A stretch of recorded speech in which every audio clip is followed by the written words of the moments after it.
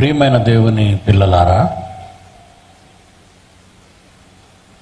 ప్రపంచ ప్రళయం అన్న మాటతో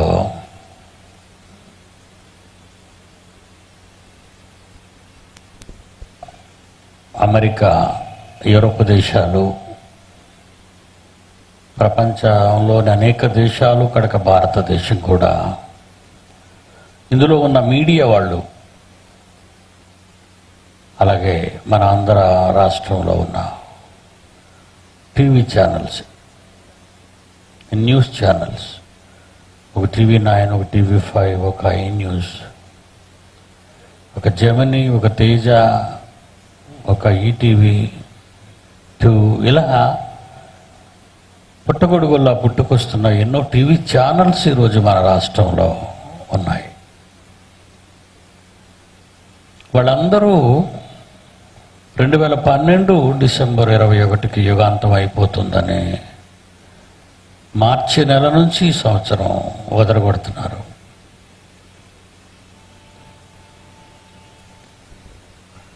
శాస్త్రవేత్తలు చెప్పారు, లేదు ఏదో దేశానికి చెందిన మయన్మార్ క్యాలెండర్ చెప్పింది, అందులోనే బైబిల్ కూడా చెప్పేసింది అని బుక్ ఆఫ్ రెవల్యూషన్ పుస్తకాన్ని చూపించి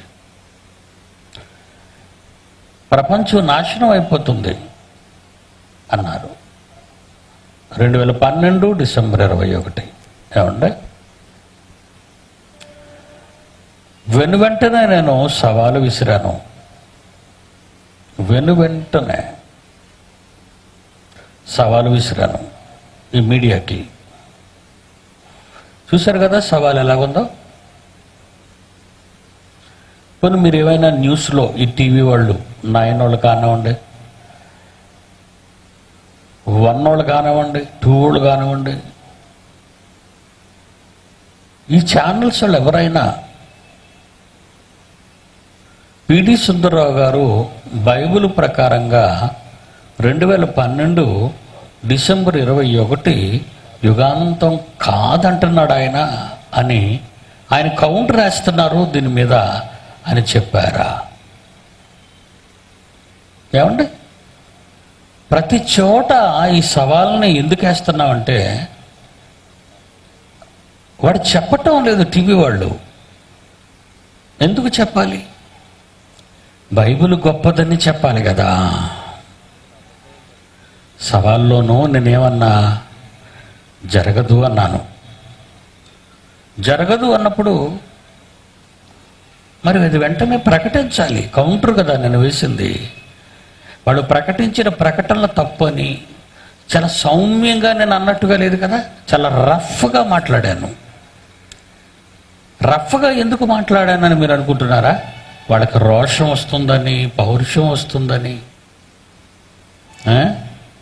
తప్పనిసరిగా వాళ్ళు సిగ్గుతోనైనా దగ్గరికి వస్తారు అని అనుకున్నారు. కానీ ఇన్ని బహిరంగ సభలలో ఇవన్నీ ఉట్టి నాటకాలు, బూటకాలు, ప్రజల్ని మోసగిస్తున్నారు వీళ్ళంతా ఈ మీడియా వాళ్ళు అని నేను చెప్పాను కదా. చెప్పొచ్చు కదా, ప్రకటించవచ్చు కదా వాళ్ళ మీడియాలో. ఎందుకంటే క్రిస్టియానిటీ అంటే ఈ మీడియాకి పడదు. ఇకపోతే మరొక విషయం చెప్పమంటారా మీకు? ఇంటర్నేషనల్గా ఈ డూమ్స్ డేని సవాల్ చేసినటువంటి వారు మన ఆంధ్రప్రదేశ్లో ఉన్నారు. పోనీ మిగిలినటువంటి వ్యాపార సంబంధమైనటువంటి, లోక సంబంధమైన ఛానల్స్, TV9 వాళ్ళు, ITV వాళ్ళు, లేకపోతే ETV2 వాళ్ళు, మిగిలినటువంటి న్యూస్ ఛానల్స్ ఉన్నారు కదా, వాళ్ళు ఎందుకు? మన క్రిస్టియన్ ఛానల్స్ మనం ఉన్నాం కదా, పదండి మనం సుందరరావు గారి దగ్గరికి వెళదాం. అవి అవునంటున్నారు, మన సుందరరావు గారికి ఇచ్చినటువంటి మనం కాదని ప్రకటనలు ఇద్దామని ఆరాధన, శుభవార్త, రక్షణ, గాడ్ ఛానల్, మిరకలు, వీళ్ళంతా ఎక్కడికి పోయారండి? వీళ్ళు కూడా వాళ్ళలాగే సొమ్ము చేసుకునే దోపిడి దొంగలు. ఈ క్రిస్టియన్ ఛానల్స్ అనుకున్నారు మీరు వీళ్ళని. అంటే ఇప్పటికొచ్చి ఏ ఛానల్ వాడు కూడా ముందుకొచ్చి ఈ ఛాలెంజ్, వాళ్ళు యేసు ప్రభు గురించి, బైబిల్ గురించి టీవీలో ప్రసారం చేయాలి గొప్పదని. అదే కదంటే నా పోటీ అది చాలా తక్కువ అండి. మరి నేను 2 కోట్ల రూపాయల బిల్డింగ్ ఇచ్చేస్తానన్నానండి. మరి ఇది ఎంత ఎక్కువ అండి? 2 కోట్ల రూపాయలు. విశాఖపట్నం పెద్ద పేరు, రాష్ట్రంలో పేరున్న ఒక గొప్ప గ్రేటర్ సిటీ అన్నారు దాన్ని. హైదరాబాద్ తర్వాత ఆంధ్ర రాష్ట్రంలో అతి పెద్దది విశాఖపట్నం. ఒక విధంగా హైదరాబాద్ కూడా పనికిరాదు విశాఖపట్నం దగ్గర. ఆ వాతావరణం అలాంటిది, పీస్ఫుల్, మరి మంచి బంగాళాఖాతం, సముద్రం, మంచి కొండలు, మంచి తోటలు, ఎంత ప్లాన్డ్, ఎంత చక్కని అందమైన పట్టణం.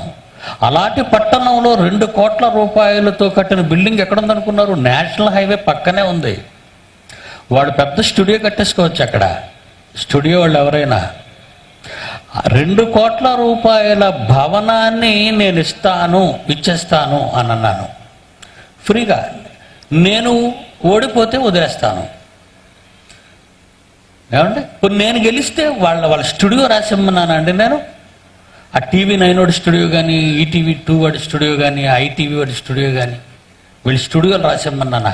బైబిల్ గొప్పదని చెప్పండి రా అన్న. ఏమండి 10 లక్షల రూపాయలకి 10 రూపాయలకి ఉన్నంత తేడా అండి. మా టీవీలో మాట్లాడాను, TV9లో మాట్లాడాను డావెన్సీ కోడ్ మీద. మా టీవీలో మిలేనియం మహనీయులు దొంగలని మాట్లాడాను.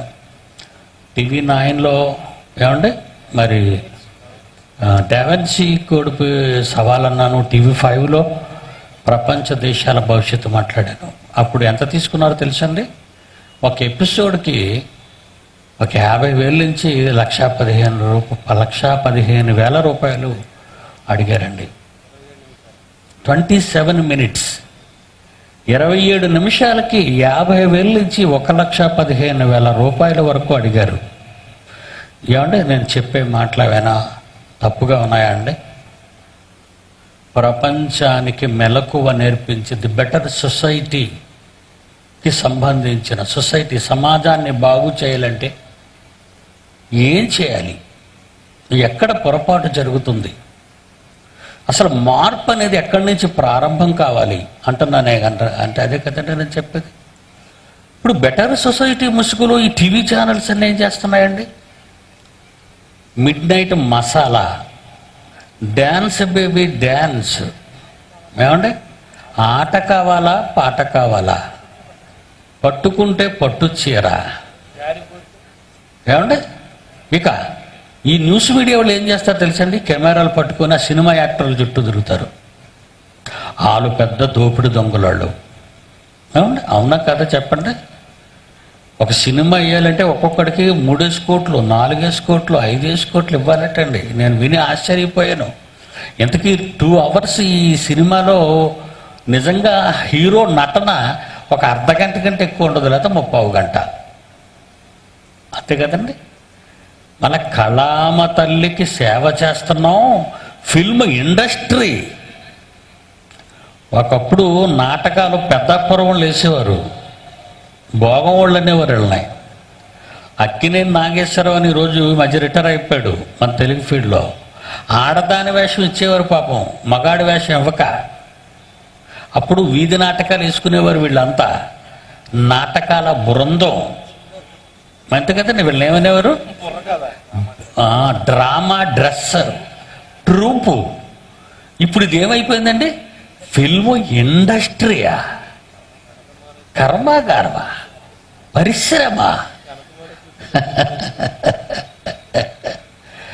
ఆ మధ్య ఒకడు నార్త్ ఇండియన్ మినిస్టర్ ఒకడు మాట అన్నాడులేండి, చెప్పమంటారా? షోలే సినిమానట పాఠ్యపుస్తకాల్లో పాఠంగా పెట్టేయాలట. ఏ సినిమానే? షోలే. అంటే మన ఇండియన్స్ ఎంత దిగజారిపోయారో చూడండి.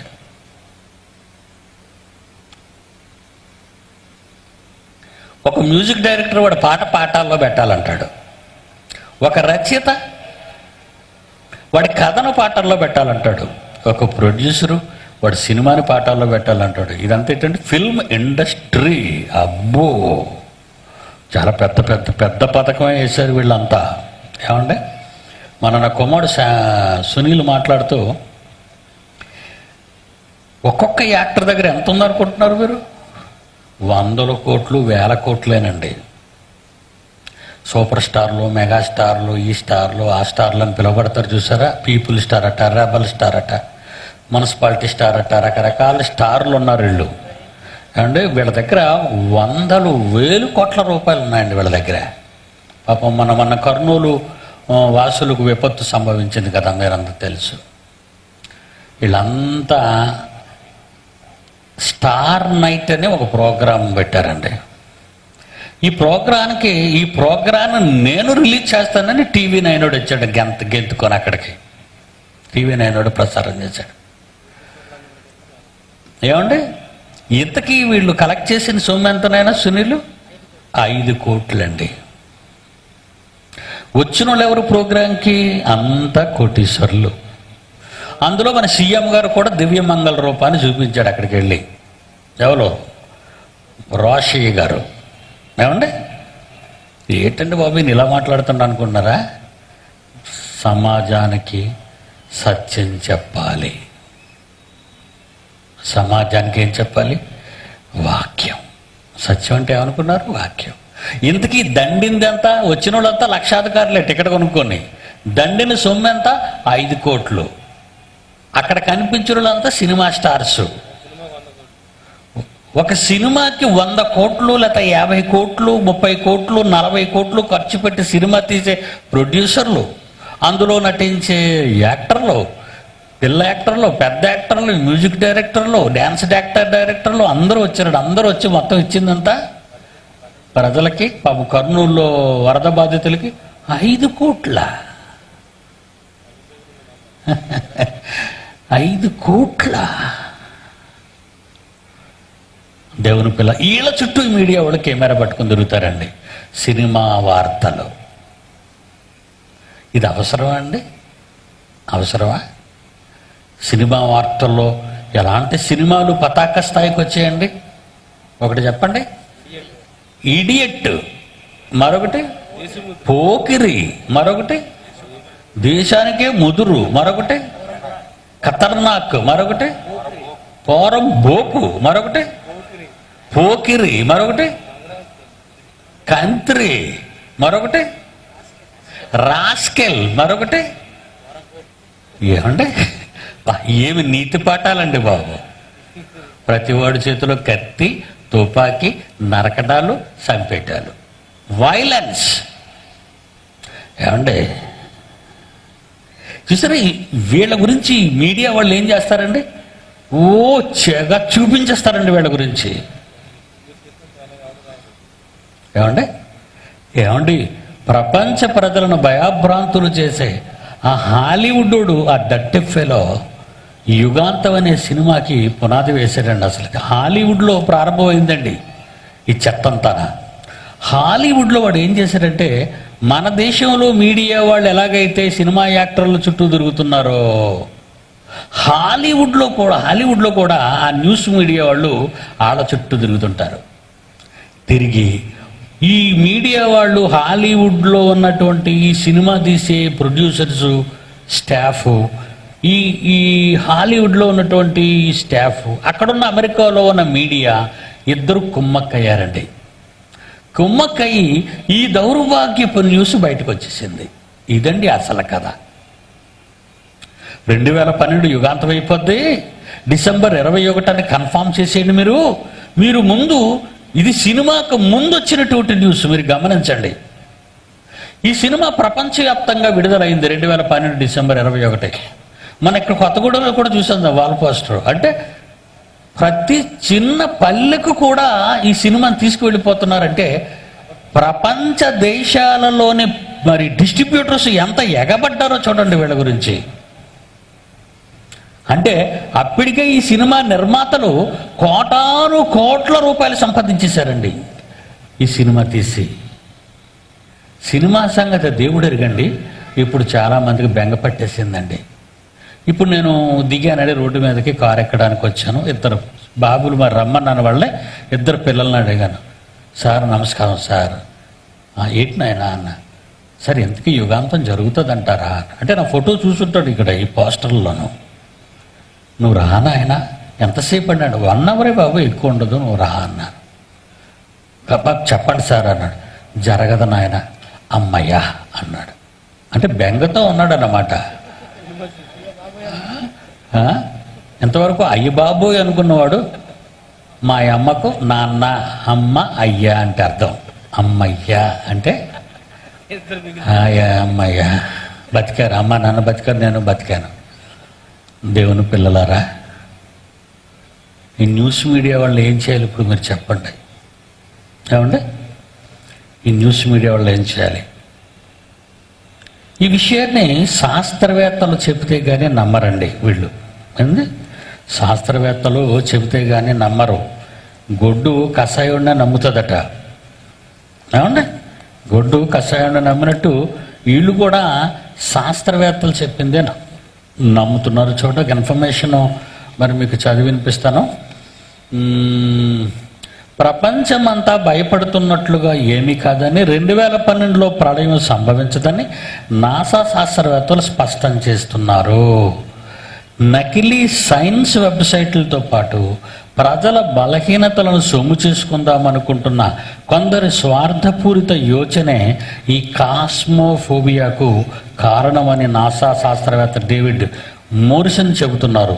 ఈ నవంబర్లో విడుదల కానున్న హాలీవుడ్ సినిమా 2012 ప్రచారం కోసమే నకిలీ వెబ్సైట్ల ద్వారా ఈ కట్టుకథలు పుకార్లు సృష్టిస్తున్నారనే విషయం ఈ అధ్యయనంలో బయటపడటం విశేషం. కానీ ఎంత బీభత్సం అండి, ఎంత బీభత్సం జరుగుతుంది దేవుని పిల్లలారా. మరి మనం ఎంత చెబుతున్నాం, మన మాటలు మీడియా వాళ్ళు ఎందుకు వేయటం లేదు? వీడు చెప్పకముందు నాసావాడు ఎప్పుడు చెప్పాడండి? నాసావాడు ఈ నెలలోనే చెప్పాడండి, మొన్న నవంబర్లో చెప్పాడండి. నేను ఎప్పుడు చెప్పానండి? మార్చ్ ఏప్రిల్లో చెప్పానండి. ఈ సంవత్సరం మార్చ్ ఏప్రిల్లో ఛాలెంజ్ చేశాను. మీరు స్క్రీన్ మీద చూశారు. ఈ సంవత్సరం మార్చ్ ఏప్రిల్లో నేను సవాల్ విసిరాను. ఈ సంవత్సరం నవంబర్లో నాసా వాళ్ళు చెప్పారు. దేవుని పిల్లలారా, నేనెలా చెప్పాను? బైబిల్ బట్టే కదండి చెప్పాను. కానీ బైబిల్ గొప్పదని, బయటికి చెప్పవలసి ఉంటుందని పక్షపాతులైన వీళ్ళు చెప్పలేదండి, ప్రకటించలేదు. మన న్యూస్ ఇవ్వరండి వాళ్ళు, క్రిస్టియన్ న్యూస్ ఇవ్వరు వాళ్ళు. ఈ మహాసభ ఎంత జనం వచ్చారు కదండి, ఈ న్యూస్ ఇస్తారా? ఒక రాజకీయ నాయకుడు మీటింగ్ పెట్టి అక్కడ అందరూ కలిపితే 50 మంది ఉంటారండి. వీళ్ళు మొత్తం 30 మైకులు మూతులు పెడతారండి. ఇది గమనించారా మీరు? ఈ న్యూస్ మీడియా వాళ్ళు అందరూ కలిపి ఒక రాజకీయ నాయకుడు ఏదైనా ఒక చెత్త న్యూస్ చెప్పాలనుకున్నాడు అనుకోండి, 30 మైకులు మూతులు పెడతారు చెప్పమని. ఇంతకు అక్కడ ఉన్నోళ్ళు ఎంతమంది? ఒక 20 మందో 30 మంది అంటారు. వాళ్ళందరూ న్యూస్ వాళ్ళే. ఎందుకంటే ఈ న్యూస్ మీడియా వాళ్ళకి వచ్చినందుకు దోశ కానీ బిర్యానీ కానీ ఇవ్వాలండి, డబ్బులు కూడా కొంచెం ఇవ్వాలండి. లేకపోతే వాళ్ళకి వాళ్ళ పొట్టాలు పోషించుకోవాలి కదండి. ప్రతి ఒక్కడు ప్రజల మీద పడి బతుకుతున్నాడండి. అంత మోసం అండి. ఈ మధ్యన సాంబవి అని ఒక చిన్న పిల్ల బొడ్డు ఓడలేదండి, పెదవులు సరిగా, నాలికి కూడా సరిగ్గా తిరగదు, యుగాంతం అంటుంది. దాని చుట్టూ కెమెరాలు పట్టుకొని తిరుగుడండి వీళ్ళు, ఈ న్యూస్ వాళ్ళు. గమనించారు మీరు? ఈ న్యూస్ వాళ్ళు అనవసరంగా ఒక పనికిరాని ఒక చిన్న పిల్ల ఏదో మాట్లాడుతుంది, మైండ్ సరిగ్గా లేదు, లేదా వెనకాతలు ఎవరో పిల్లని అలా ప్రేరేపిస్తున్నారు. ఆ పిల్ల కూడా 2012 యుగాంతం అండి అని చెప్పేస్తుందండి. ఈ కెమెరాలు పట్టుకొని ఒక చిన్న పిల్ల దగ్గరికి వెళ్ళి చెప్తూ మరి బైకులు పెట్టి అవి ఆ న్యూస్గా మనకు వినిపిస్తున్నప్పుడు, పిడి సుందర్రావు ప్రతి పల్లె ప్రతి పట్టణంలో వేలాది మంది ప్రజల మధ్య బహిరంగ సవాల్, మీస ఉంటే మగతన ఉంటే అని ఛాలెంజ్ చేసిన ఈ మీడియా ఆడంగి వాళ్ళు, మరలా అంటున్నాను ఈ మాట, మీడియా ఆడంగులు ఎందుకు రాలేదు? క్రైస్తవ్యం మీద కోపమా, బైబిల్ మీద ద్వేషమా?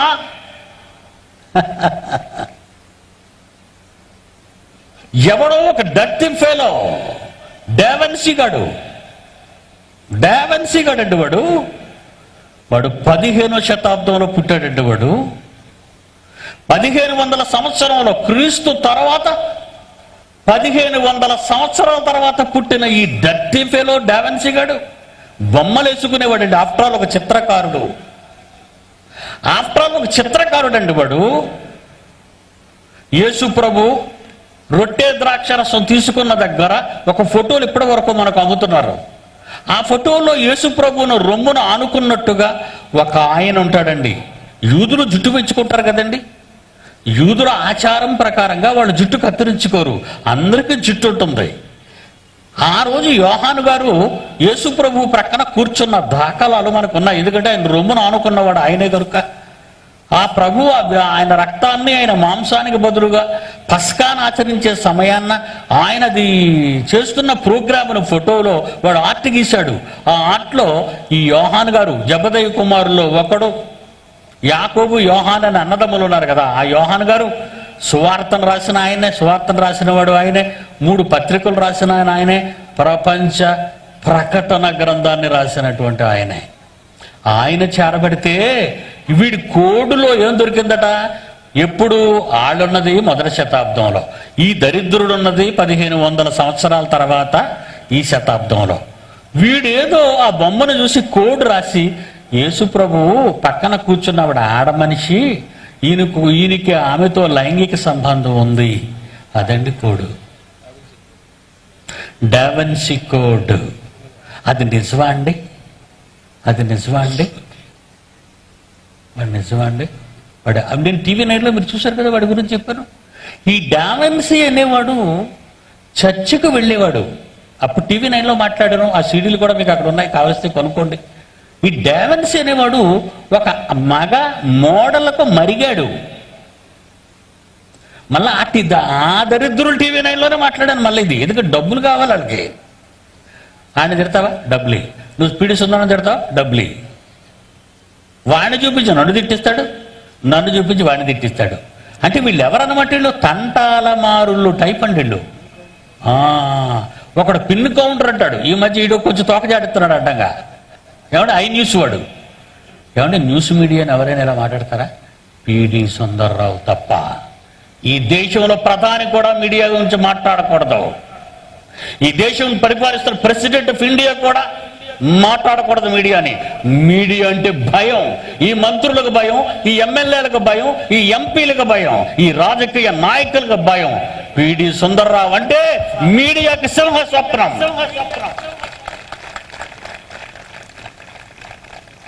ఆఫ్టర్ ఆల్ ఈ డర్టీ ఫెలో డావెన్సీ అన్నవాడు 15వ శతాబ్దంలో పుట్టిన ఈ దరిద్రుడు ఒక మగవాడిని మరిగాడు. స్వలింగ సంపర్కం. అలా మరిగినందుకు ఆ సంఘంలో ఉన్న కాపరి వాడిని సంఘం నుంచి బహిష్కరించాడు. ఒక దరిద్రుడా, ఒక పెళ్లి చేసుకుంటే ఆడదొస్తుంది కదరా, నువ్వెదుగురా మగాడకు మరిగావని వాడిని డిబార్ చేశాడు చర్చిలో నుంచి. చర్చి వెలివేసింది. అది కత్తిగట్టి యేసుక్రీస్తు మీద కక్షతో ఆనాడు సంఘాన్ని ఎదిరించలేని ఆ చేతగాని దద్దమ్మ, పిరికి పంద, వాడేదో పుస్తకం రాసేస్తే అది దొరికితే డాన్ బ్రౌన్, డామిట్ గడు వాడు, అమెరికన్ వాడు డాన్ బ్రౌన్, వాడు బ్రైన్ గ్రజర్ అనే నిర్మాతను పట్టుకొని డావెన్సీ కోడ్ అని సినిమా తీస్తావా యేసుక్రీస్తుకు విరోధంగా? ఒరే, సమకాలికుల్లో ఉన్నవాళ్లే మీలో ఎవరు మంచోడో చెడ్డోలో విశాఖపట్నంలో ఉన్నోడు నేనేం చెప్పగలనండి? ఒకే కాలంలో ఉన్న మనమే, ఒకే రాష్ట్రంలో ఉన్న మనమే, ఒకే భాష తెలిసిన మనమే. మీరేంటో నాకు తెలీదు, నా వ్యక్తిగతం ఏదో మీకు తెలీదు. ఎవడైనా మరి అవాకులు చవాకులు చెప్పుకోవాలి. దేవుని పిల్లలారా, ఒకే తరంలో ఒకే ఆంధ్రగా మనమంతా ఒకే రాష్ట్ర ప్రజలమై మరి ఉన్నప్పుడు ఒకే భాష కలిగిన మరి నా గురించి మీ గురించి తెలియని ఈ పరిస్థితుల్లో 1500 సంవత్సరాల క్రితం యేసుక్రీస్తు గురించి ఈ డర్టీ ఫెలోకి ఎలా తెలుసండి? ఈ డావెన్సీ గడికి చీర నెట్లో చూసేసరికి నెట్లో డావిన్సీ గడి గురించి చూసేసరికి వాడు ఇదిగోండి ఒక మగ మోడల్లో మరిగిన దరిద్రుడు. ఆ రోజు సంఘం తీసుకునే నిర్ణయం అది. ఒక తప్పు చేసిన వాడు తప్పు చేయలేని వాడిని తప్పు పట్టటమా? అదండి నేను వేసాను డావిన్సీ కోడ్లో ఎన్కౌంటరు వాడికి. దేవుని పిల్లలారా ఆలోచించండి. మరి మీడియా వాడికి ఏం కావాలి? డబ్బు కావాలా? అంటే యేసుప్రభుని అవమానించాలి కదా. యేసుప్రభుని అవమానించే సినిమా కదా ఇది. ఏమండి నేను ఒక మాట అంటా, మీరు జాగ్రత్తగా వినండి. నేడున్న ఈ హైందవ దేశంలో హైందవ సోదరుల మధ్య మనం బ్రతుకుతున్నాం. ఎంతమంది న్యూస్ మీడియాలు పెట్టుకున్నారు, ఎంతమంది టెలివిజన్ మీడియాలు పెట్టుకున్నారు. వాళ్ళలో ఏ మీడియా వాడైనా రాముడి గురించి కానీ కృష్ణుడి గురించి కానీ తప్పుడు మాటలు మాట్లాడితే ఊరుకుంటారా చెప్పండి? హైందవ సోదరులు స్టూడియోని బద్దలగొట్టి మంటల్లో తగలబెడతారు. అవునా కాదో మీరు ఆలోచించి చెప్పండి న్యాయం.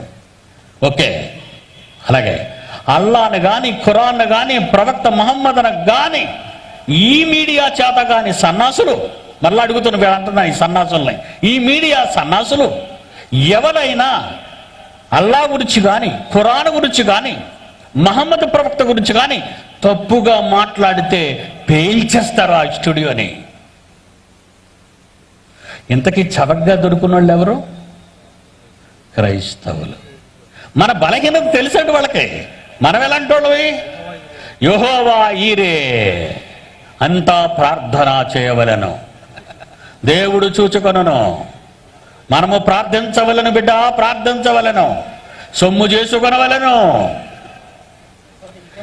వీడిల్లు ఎవడని తీసుకున్నాడు అనుకో, వీడిల్లు ఎవడని తీసుకున్నాడు అనుకో, అంతా యెహోవా చూచుకొను పట్టుకుని రోడ్డు మీదకి వెళ్ళిపోతాడా? పోలీస్ స్టేషన్కి వెళ్తాడు, లాయర్ని పట్టుకుంటాడు, సివిల్ కోర్టుకి వెళ్ళిపోతాడు. అబ్బో, వీళ్ళనేమనాలి చెప్పండి ఇప్పుడు మీరు? వీళ్ళనేమనాలి. అందుకే నేను ఈ ఊరికి వస్తున్నానని తెలిసి పాస్టర్లు అన్నారట, మీరు ఆయన దగ్గరికి వెళ్ళకండి, మీరు ఆ మీటింగ్కి వెళ్ళకండి, మా భాగవతం అంతా బయట పెడతాడు ఆయన. ఈవేళ చెప్తున్నాను, బైబిల్లో లేనిది ఎవడైనా చెబితే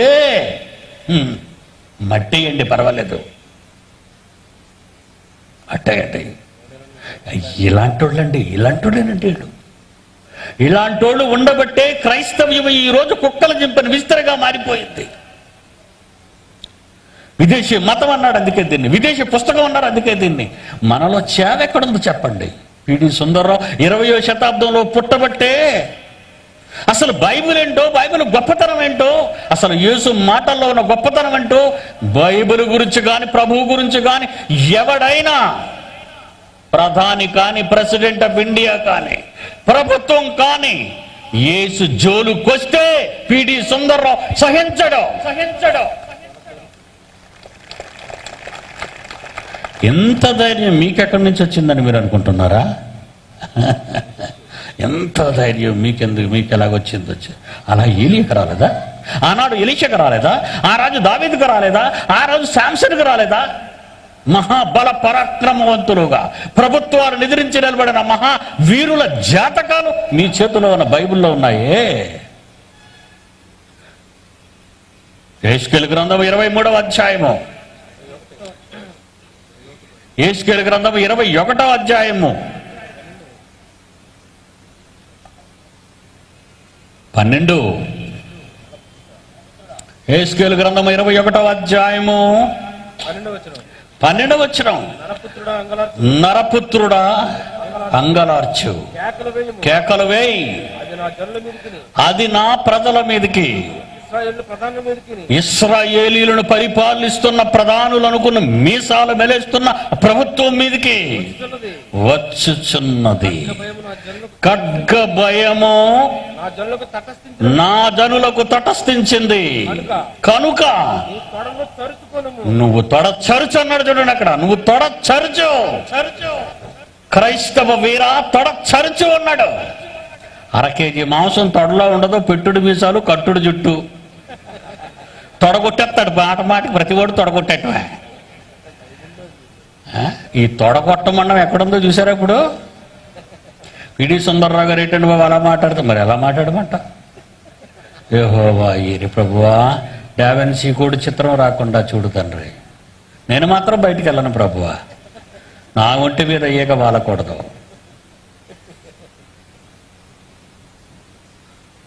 అదే కదండి మనకు పిరికి మందు కదండి పోశారు. మన ముందున్నటువంటి క్రైస్తవ నాయకులు, పండితులు అనుకున్న వాళ్ళు పిరికి మందు పోశారండి మనకి, పిరికి మందు. కొరింథీయులకు రాసిన మొదటి పత్రిక 16వ అధ్యాయం 7-9 వచనాలు కలుపుకుంటే చూడండి ఒకసారి. కొరింథీయులకు రాసిన మొదటి పత్రిక 16వ అధ్యాయం 7-9 వచనాలు. ప్రభు సెలవైతే మీ యొద్ద కొంతకాలం ఉండాలనుకుంటున్నాను అంటున్నాడు పౌలు గారు. కార్యానుకూలమైన మంచి సమయము నాకు ప్రాప్తించింది, మరియు ఎదురించిన వారు అనేకులు ఉన్నారు గనుక పెంతెకోస్తు పండుగ దినము వచ్చినంత వరకు ఆసియాలో నున్న ఎఫెసులో ఉంటాను. ఎదురించి వారు అనేకులు ఉన్నారు గనుక పెంతెకోస్తు పండుగ దినము వచ్చినంత వరకు ఎదురించి వారు అనేకులు ఎఫెసు పట్టణంలో ఉన్నారు గనుక ఎఫెసు పట్టణంలో ఉంటాను. కమాన్ అన్నాడు అందరిని, కమాన్. ఎదిరించేవాడు ఎవడైనా సరే. మళ్ళా ఈ గ్రౌండ్ లో వేల మంది ప్రజల మధ్య మళ్ళా సవాలు విసురుతున్నాను. 2012 December 21 Myanmar calendar, Isaac Newton calculations, Einstein calculations, ఆ దొమ్మరుడు పిచ్చోడు నోస్ట్రడామస్ గారు చెప్పిన మాటలు నమ్మి ఎవడైనా నిలబడితే వేదిక మీదకి రండి. కమాన్ కమాన్. ఇంకా 2 రోజులు ఉంటాను ఈ సిటీలో, 2 రోజులు ఉంటాను, ఇంకా 2 రోజులు. జ్యోతిష పండితుడా, శాస్త్రవేత్త, మీడియా ఆడంగా ఎవడైనా ఎనీబడి రమ్మనండి. బైబిల్ అంటే ఏమనుకుంటున్నారండి? చాలా గొప్పదండి బైబిల్. అందుకే బైబిల్ ఒక మాట రాశారు చూడండి, మీరు బైబిల్ ఇప్పుడు చూడండి, బైబిల్ చూడండి. కీర్తనల గ్రంథము 94వ అధ్యాయము 16వ వచనం చూడండి. కీర్తనల గ్రంథము 94వ అధ్యాయము 16వ వచనం. దుష్టుల మీదికి నా పక్షమున ఎవడు లేచును? క్రైస్తవులలో 250 కోట్ల మంది క్రైస్తవులు ప్రపంచంలో ఉన్నారు. ప్రపంచ జనాభా 670 కోట్లు అనుకుంటే అందరికంటే ఎక్కువగా ప్రపంచంలో ఉన్న క్రైస్తవులు 250 కోట్లు. 250 కోట్ల మంది క్రైస్తవులతో దేవుడు ఈ రాత్రి దుష్టుల మీదికి నా పక్షమున ఎవడు లేచును? లేవగలరా మీలో ఎవరైనా? మేము లేవం ప్రభువా, నువ్వే చూసుకో. మేము లేవం, మాకు నడుము జారిపోయింది. మళ్ళీ ఏమైనా పడతారు తెలుసండి వీళ్ళు? ముసలైపోతారు, మొదలు తొండలు అయిపోతారు. గుడుల్లో వచ్చి కూర్చుంటారు, అందరికంటే ముందు కుర్చీల్లో కూర్చుంటారు. ఉద్యోగంలో రిటైర్ అయిపోతారు. వీళ్ళే పెద్దలు చర్చికి, తెలుసు కదా. అందులో బాగా పెద్ద ఆఫీసర్గా రిటైర్ అయితే ఇంకా పెద్ద పోస్టు చర్చిలోను. చివరిని కూర్చుంటారు, పాస్టర్ గారు పాట పాడమంటారు. అప్పుడు అందరూ లెగిస్తారు. ఏం పాడతారు తెలుసా? చిన్న గొర్రె పిల్లను యేసయ్యా, మెల్లగా నన్ను నడుపయ్యా. ఏడు ఇంకా చిన్న పిల్ల పడ్డలాగా ఉన్నావు, గొర్రుపోతువు నువ్వు, ముదార టెంకవు నువ్వు, చిన్న గొర్రె పిల్లవా? ఎవడరా నీకు నేర్పడి పాట? అది నువ్వు చిన్నప్పుడు సండే స్కూల్కి వచ్చినప్పుడు పాడాలి. దున్నపోతు అయిపోయి చివరి బెంచీలో అప్పుడప్పుడు నిద్రపోతూ చిన్న గొర్రె పిల్లను యేసయ్యా, మెల్లగా నన్ను నడుపయ్యా సమాధికి అని పెట్టాలా?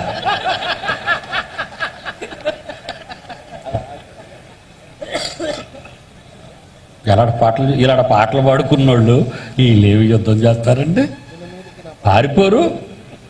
పారిపోతారు, వదిలేసి, దేశం వదిలేసి. బలరావు సావర్కర్ పరిపాలించాడండి. బలరావు సావర్కర్ మరి ఆ రోజుల్లో ఉదయం దాసరి నారాయణరావు పేరు మీరు వినే ఉంటారు కదండి. ఉదయం పత్రిక నడిపేవాడు. ఈ దివాలు తీసి ఎత్తేసాడు, అది వదిలేయండి. ఈ దాసరి నారాయణరావు ఉదయం పత్రిక నడుపుతున్న కాలంలో బలరావు సావర్కర్ అనే ఆయన ఉన్నాడండి, క్రైస్తవ విరోధి ఉత్తర భారతదేశంలో. ఇతను ఏం చేశాడో తెలుసండి, సిరియన్ చర్చ్ అని ఉంది, అమెరికన్ బ్యాప్టిస్ట్ చర్చ్ అని ఉంది, కెనేడియన్ బ్యాప్టిస్ట్ చర్చ్ అని ఉంది, లండన్ మిషన్ చర్చ్ అని ఉంది. భారతదేశంలో ఉన్న మీరు విదేశాలలో ఉన్న పేర్లు మీ గుడుల ముందు ఎందుకు తగిలించుకుంటున్నారు? భారత జాతి గౌరవాన్ని మీరు దెబ్బతీస్తున్నారు కనుక మా దేశంలో ఉండే హక్కు మీకు లేదు, మీ దేశాలకు పొండి అన్నప్పుడు మరి పార్లమెంట్లో ఒక బిల్లు ప్రవేశపెట్టే యత్నం చేశారండి. ఇందిరాగాంధీ పరిపాలనా కాలం అది. ఓపీ త్యాగి ఈ ఇండియా దేశంలో ఉన్న క్రైస్తవులందరినీ తగిలేద్దాం, వాళ్ళు ఇతర దేశాల పేర్లు పెట్టుకుంటున్నారని. నేను ఏమైనా అన్నానో తెలుసా అండి, నోటీస్ పంపించాను. ఏమైనా తెలుసా, మిస్టర్ బలరావ్ సావర్కర్, నీకు అసలు వరల్డ్ హిస్టరీ కానీ ఇండియన్ హిస్టరీ కానీ నీకు తెలుసా? ఈ భారతదేశానికి వచ్చిన వాళ్ళు ఖైబర్ బోలన కనుమల గుండా వచ్చారు. ఇండియన్ హిస్టరీలో వాళ్ళెవరు? మధ్య ఆసియా నుండి వచ్చారు. మధ్య ఆసియా నుండి ఖైబర్ బోలన కను ఈ కొండల లోయలలో నడుచుకొచ్చిన ఉత్తర భారతంలో సెటిల్ అయి తరువాత దక్షిణ భారతదేశానికి వచ్చి సెటిల్ అయ్యారు. ముందు వచ్చిన వారు ద్రావిడులు అంటున్నారు, తర్వాత వచ్చిన వారు ఆర్యులు అంటున్నారు. మరికొంతమంది ముందు వచ్చిన వారు ఆర్యులు అంటున్నారు, తర్వాత వచ్చిన వారు ద్రావిడులు అంటున్నారు. It's Indian history. అంటే భారతదేశానికి మధ్య ఆసియా నుండి వలస వచ్చిన వారిలో ద్రావిడులు ఉన్నారు, ఆర్యులు ఉన్నారు. అంటే నీ బాబు బాబు బాబు అందులో ఉన్నాడు, నా బాబు బాబు బాబు అందులో ఉన్నాడు. నువ్వు నేను ఆర్యులకు ద్రావిడులకు చెందినవారమై మనం ఉండాలి. నన్ను పొమ్మడానికి నువ్వెవడో రా అన్నాను. మీకు అర్థం లేదా? నువ్వెవడో నన్ను పొమ్మడానికి? ఈ గడ్డ నాది. క్రైస్తవుడు అయినందుకు వెళ్ళిపోవాలి. నేను ఎందుకు వెళ్ళాలి? దెబ్బతో నోరు మూసాడు. దాసరి నారాయణరావు గారికి నోటంటే మాటలేదు. వీడికి ఇతరికి పంపించే నోటీసు. కథలు రాయడం కాదు, సినిమా కథలు. ఫిల్మ్ ఇండస్ట్రీ కబుర్లు చెప్తున్నాడు అతనే. ఫిల్మ్ ఇండస్ట్రీకి ఈ కథ చైర్మన్ ఇప్పుడు అక్కడ.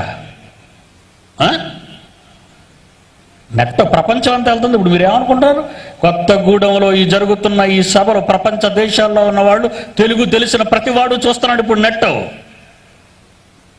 నిన్న లైవ్ ఇవ్వలేదని గోల పెట్టేశారు ప్రపంచం. అన్ని దేశాల నుంచి ఫోన్లు రాలేదని, లైవ్ రాలేదని. దేవుని పిల్లలారా, ఎవడికి భయపడను ఈ విషయంలో. ఓపీ త్యాగి ఎప్పుడైతే పార్లమెంట్లో బిల్లు ప్రవేశపెట్టాడో చచ్చాడో. అప్పటికి ఈ దేశాన్ని పరిపాలిస్తున్న అధికార పార్టీ జనతా పార్టీ. కాంగ్రెస్ ను కూకటవేళ్లతో లేపేసింది జనతా పార్టీ. జనతా ప్రపంచం కాశ్మీర్ నుంచి కన్యాకుమారి వరకు ఒక్క ఆంధ్ర రాష్ట్రం తప్ప ఒకే ఒకడు ఎన్నికయ్యాడు. అప్పుడు మా ఆంధ్ర రాష్ట్రం నుంచి అతడు నీలం Sanjeeva Reddy is the president of India. నీకు అసలు ఏం తెలుసు? డొక్క సింపితే చరిత్ర తెలీదు, ఊరి చరిత్ర తెలీదు, పట్టణ చరిత్ర తెలీదు, స్టేట్ చరిత్ర తెలీదు, ఇండియా చరిత్ర తెలీదు, ప్రపంచ దేశాల చరిత్ర తెలియదు. ప్రతి వాడు నాయకుడైతే, పార్లమెంటేరియన్ అయితే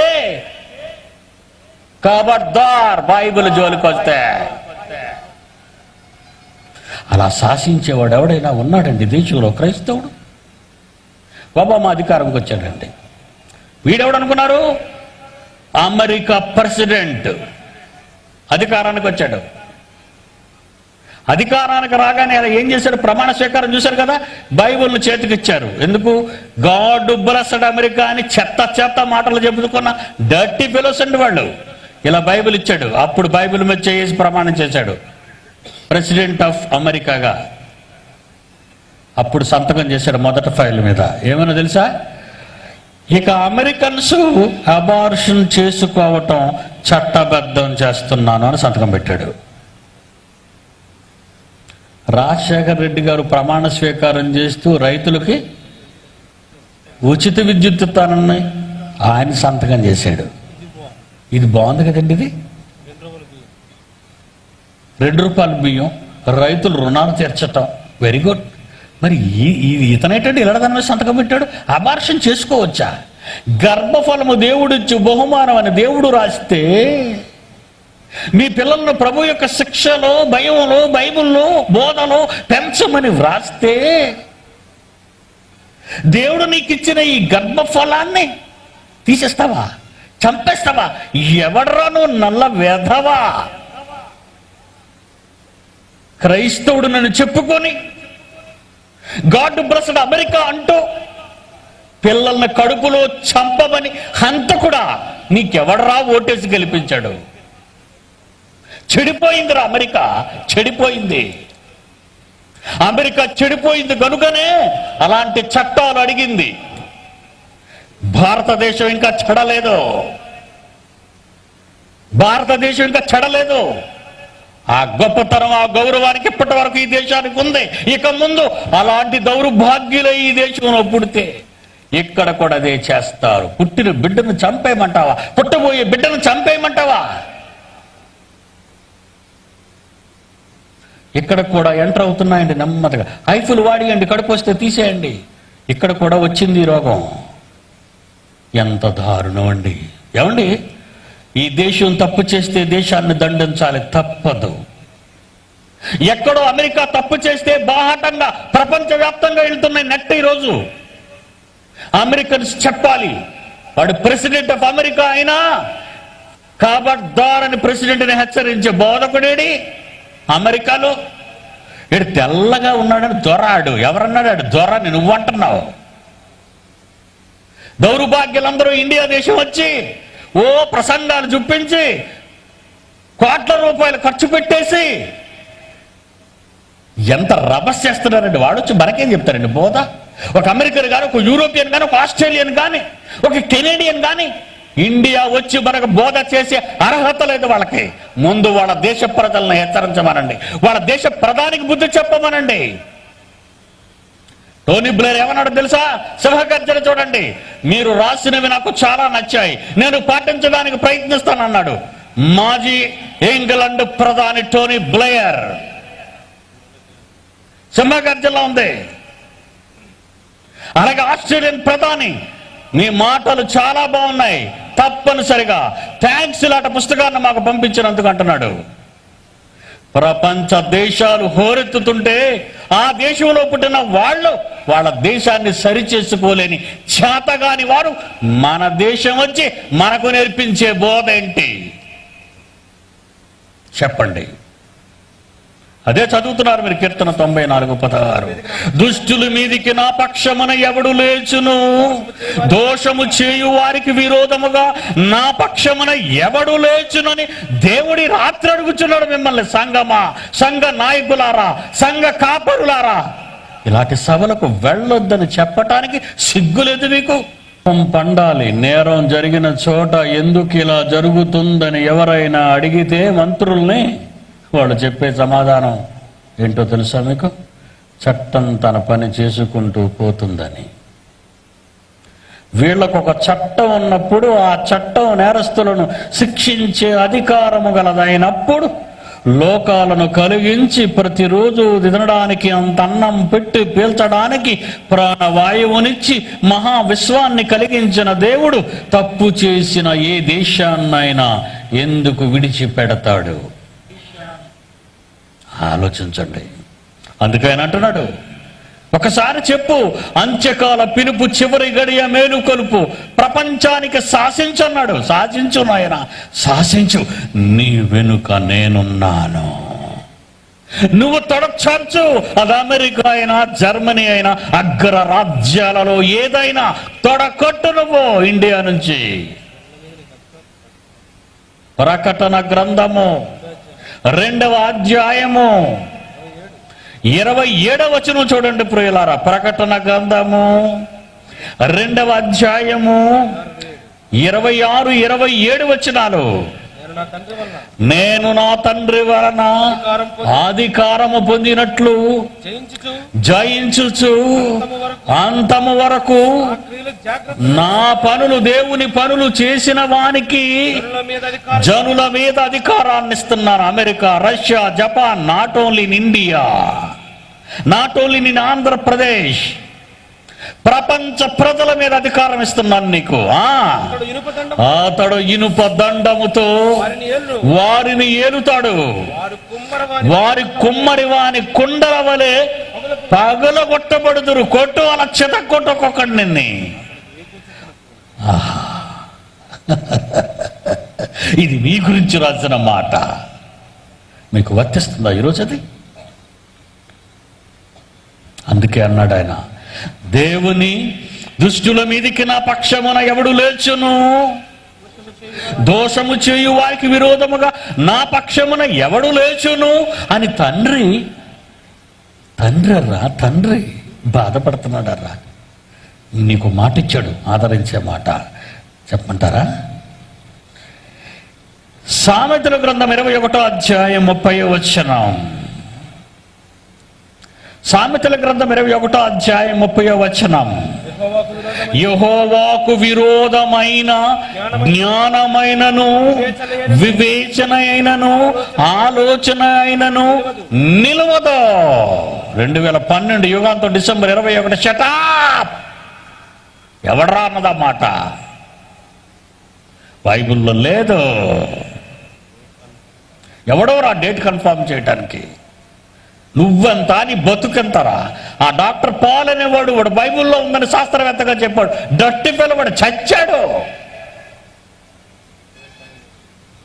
2012 యుగాంతం అని, 1999లో యుగాంతం అనే పుస్తకం రాసిన డాక్టర్ వేదవ్యాస్ ఐఏఎస్ PhD చచ్చాడు. అబద్ధికులందరూ చచ్చారు. ఎందుకో తెలుసా? దేవునికి విరోధమైన జ్ఞానమైనను వివేచన అయినను ఆలోచన అయినను నిలవదు. 19:21. మరి ఏం నిలబడుతుందో చూడండి. అదే సామెతల గ్రంథం 19వ అధ్యాయం 21వ వచనం. నరుని హృదయములో ఆలోచనలు అధికముగా పుట్టును, కడకు దేవుని తీర్మానమే జడ్జిమెంట్ స్థిరం. కత్తి పట్టుకున్నవాడు కత్తితోనే పోతాడు అన్నాడా లేదా? యేసుక్రీస్తు అన్నాడా లేదా? ఇస్కరియోతు యూదా పట్టి అప్పగించిన నాడు, పేతురు మల్కనే సైనికులు చెవిత్యగా నరికిన నాడు, నేటికి 1950 సంవత్సరాల క్రితం చరిత్ర పుటలలో కత్తి పట్టుకున్నవాడు కత్తితోనే పోతాడు. మత్తయి సువార్త 26వ అధ్యాయము 52వ వచనం. మత్తయి సువార్త 26వ అధ్యాయము 52వ వచనము. కత్తి పట్టుకొనివాడు కత్తి చేతి నశించిపోతాడు. తుపాకీ పట్టి 35 సంవత్సరాలు దక్షిణ భారతదేశంలోని 3 రాష్ట్రాలను గడగడలాడించిన కిల్లర్ నరహంతకుడు వీరప్పన్ అదే తుపాకీ గుండె కణతలో దూరి చచ్చాడు.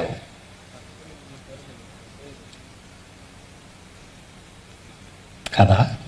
ప్రతి రాత్రి ప్రపంచ పటం మీద నిద్రపోయి ప్రపంచాన్ని పరిపాలించాలనుకుని ఫిరంగులతో, తుపాకీలతో రాజ్యాన్ని జయించాలనుకున్న మహాభయంకర నియంత నేత క్రూరుడు హిట్లర్ వాడి తుపాకీతో వాడి కణతలో కాల్చుకున్నాడు. తమిళనాడు వలసి వెళ్ళి అక్కడ నాకు దేశం కావాలి అని అమాయక జనాన్ని 1000 లక్షల మందిని కిరాతకంగా చంపేసిన తమిళ పులి నాకంటే 2 ఏళ్ళు చిన్నాడు ప్రభాకరన్ పిల్లై ఏ బాంబులు ఉపయోగించాడు, వాటితోనే చచ్చిపోయాడు. 35 యెహెజ్కేలు గ్రంథము 6వ వచనం. బైబిల్ ఎంత గొప్పది! ఓ మీడియా దద్దమ్మల్లారా ప్రకటించండర్రా ఈ మహాజ్ఞానాన్ని. యెహెజ్కేలు 35:6 వచనము, నా జీవముతోడు నేను నిన్ను రక్తంగా చేసేస్తాను. నీ రక్తము, ఏ రక్తాన్నైతే నువ్వు దెబ్బతీసావో, ఎవరి రక్తాన్నైతే చిందించావో, ఏ అమాయకుల రక్తాన్నైతే నువ్వు చిందించావో, కార్పించావో, ఆ రక్తము నిన్ను తరుగుతుంది. రక్తము ఎదుట వాడి ప్రాణాలు తీసి కసకస వాడి పీకల కోసి వాడి కాళ్ళు చేతులు నరికి వేట కొడవళ్లతో పలుగులతో మధ్య మార్గంలో ఫ్యాక్షనిస్టుగా మారి ఉగ్రవాదిగా మారి చంపేస్తున్నావే, రక్తాన్ని చిందిస్తున్నావే. ఏ రక్తం నీకిష్టమని నువ్వు అనుకుంటున్నావో ఆ రక్తమే నిన్ను తరిమి వేస్తుంది. ఇది నా మాట అన్నాడు దేవుడు. ఇది నా మాట, ఇది యెహోవా వాక్కు. దేవుని పిల్లలారా, ఇది జ్ఞానం, మహాజ్ఞానం. ప్రపంచ బడులలో నేర్పించని జ్ఞానం, ప్రపంచ కవులలో రాని జ్ఞానం, అభ్యుదయాల అంగడిలో దొరకని జ్ఞానం, మహాజ్ఞానం, యేసే జ్ఞానం. ఆలోచించండి, బాగున్నాయా? సమాజాన్ని చైతన్యం చేసే, సొసైటీని బాగు చేసే ఇలాంటివి ప్రపంచ ప్రజలకు ఈ మీడియా ప్రకటించగలిగితే ప్రపంచమే, ఈ లోకమే ఒక స్వర్గలోకంగా మారిపోయేది. కానీ ఈరోజు అది లేదు. దానికి కారణం ఎవరు? రేపు చెప్పుకుందాం. కళ్ళు మూసుకోండి. తండ్రి, మీ పిల్లలకు మీ మాటలు చెప్పాను, విన్నారు. కేవలము విని మరిచి వాళ్ళను వాళ్ళు మోసం చేసుకోనకుండా మీ మాట విన్న ప్రతి ఒక్కరూ బ్రతుకులో నిజంగా తమ జీవితంలో నిలిచి నడుచుకునే భాగ్యం ఇవ్వండి. ఈరోజు ఈ పట్టణంలో ఉన్న ప్రజలే కానీ ప్రపంచవ్యాప్తంగా ఇంటర్నెట్ ద్వారా చూస్తున్న ప్రేక్షకులందరి కొరకు ప్రార్థిస్తున్నాను. తండ్రి, కేవలం వినువారుగా ఉండకుండా విన్నదాన్ని బ్రతుకుబాటలో పెట్టుకునేటట్టు చేయండి. కన్వీనెన్స్ కోసం ప్రార్థన చేస్తున్నాను తండ్రి. ఈ పట్టణంలో ఈ సభలు జరగాలని ఎన్నో వేల రూపాయలు తమ కష్టార్జితం నుంచి ఇచ్చి కష్టపడి చేశారు. ప్రతి కుటుంబాన్ని జ్ఞాపకం చేసుకోండి. కుడి వచ్చిన పిల్లలందరినీ ఆపదల్లో, కష్టాల్లో, రోగాల్లో, బాధల్లో, సమస్యల్లో, వేదనల్లో ఎవరెవరు కలత చెందుతున్నారో ఆ బిడ్డలందరికీ శాంతిని ప్రసాదించండి. యేసునామమున ప్రార్థన అడుగుచున్నాము తండ్రి, ఆమేన్. మన తండ్రి అయిన దేవుని ప్రేమ, కుమారుడైన యేసుక్రీస్తు వారి కృప, పరిశుద్ధాత్మ దేవుని అన్యోన్య సహవాసం సదాకాలం మీ అందరికీ తోడై నడిపించునుగాక. ఆమేన్.